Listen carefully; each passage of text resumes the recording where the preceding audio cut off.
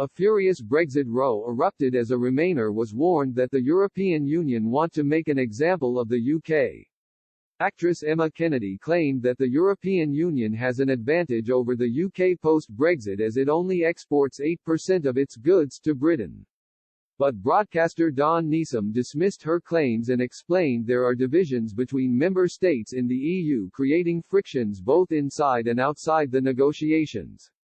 Ms. Neeson insisted that the EU wants to hurt the UK with a punitive deal. Speaking to Talk Radio, Ms. Kennedy said, "The problem is that we export 40% of our goods to the EU and they only export 8% of their goods to us.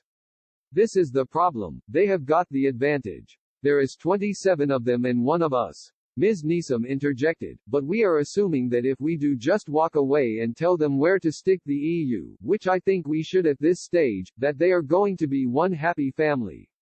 I don't think they are.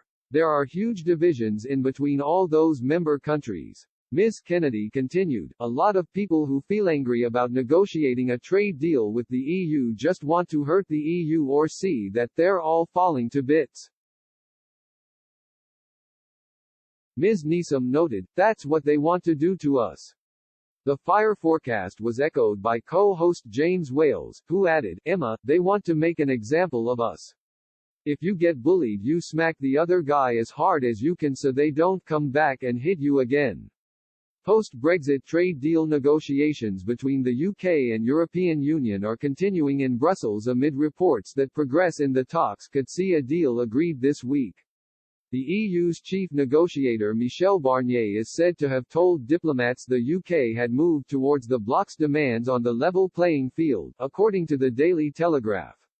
Mr. Barnier reportedly told EU ambassadors the UK accepted a rebalancing mechanism, meaning it could face tariffs if it moves too far away from EU rules.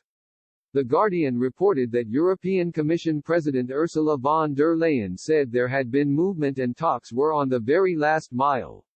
Negotiations between the two sides were extended on Sunday after Boris Johnson and Mrs. von der Leyen agreed to continue the process despite major differences remaining.